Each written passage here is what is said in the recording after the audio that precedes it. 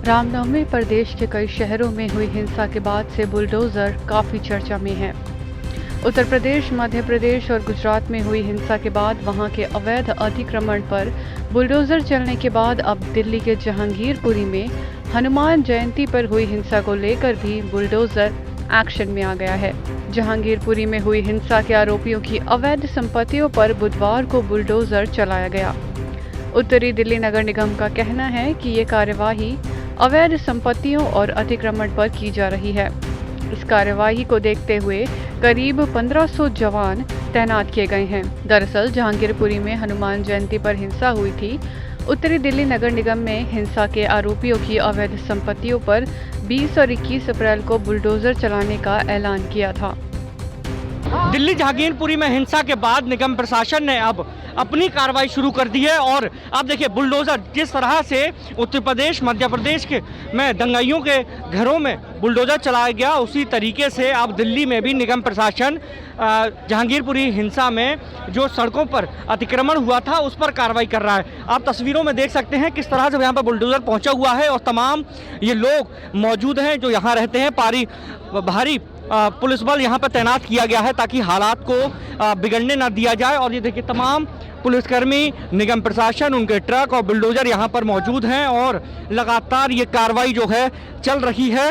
ये कहा जा रहा था कई वक्त से कि यहाँ पर जो है कबाड़ का एक बड़ा काम किया जाता है, जिसके चलते सड़कों पर जो है लोगों ने दुकानें लगाना शुरू कर दी थी। जिनकी दुकानों को तोड़ा जा रहा है उनका कहना है कि हमें एमसीडी की तरफ से कोई जानकारी नहीं दी गई। वहीं एक अन्य दुकानदार ने बताया कि उनके पास दुकान के सभी पेपर मौजूद है। फिर से ये कार्रवाई की जा रही है। नाम रमन झा है। ये आपका दुकान थी यहाँ पे? हाँ जी, पान की दुकान है। तो आपको सुबह से पता था ये होगा तो आपने हटाया क्यों? सुबह से पता था, 3 बार आया हूँ भाई साहब। 3 बार आया हूँ और मैंने कहा हटा दूँ। एक तो मीडिया की गाड़ी और पुलिस की गाड़ी यहाँ सामने खड़ी थी। मुझे 2-4 आदमी ने बोला, पुलिस वाले ही थे और मीडिया वाले भी थे, बोले ऐसी कोई बात नहीं, आप रहने दो। कागज देखने को तैयार नहीं हो रहा है। कोई नोटिस नहीं दिया गया। नोटिस नहीं दिया। पूरी कागज 1977 की दुकान है, मीडिया के अलॉटमेंट दुकान है, पूरी कागज, कोई ऑर्डर नहीं आया। ऐसे कैसे तोड़ेंगे ये? पूरी कागज मैं कर रहा हूँ, कागज दिखा रहा हूँ, मैं कागज नहीं दे। मेरा नाम गणेश कुमार गुप्ता है। सर नाम क्या है बता रहे कुछ नहीं बता रहे हैं।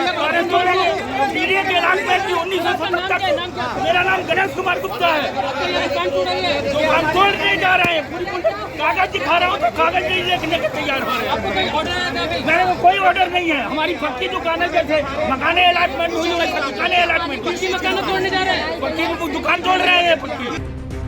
गौरतलब हो कि जहांगीरपुरी में हुई हिंसा के बाद बीजेपी ने हिंसा के अवैध निर्माण पर बुलडोजर चलाने की मांग की थी। इसके बाद उत्तरी दिल्ली नगर निगम ने जहांगीरपुरी इलाके में अवैध निर्माण पर बुलडोजर चलाने का ऐलान कर दिया था, जिसके बाद आम आदमी पार्टी और बीजेपी एक दूसरे पर जमकर आरोप लगा रही है।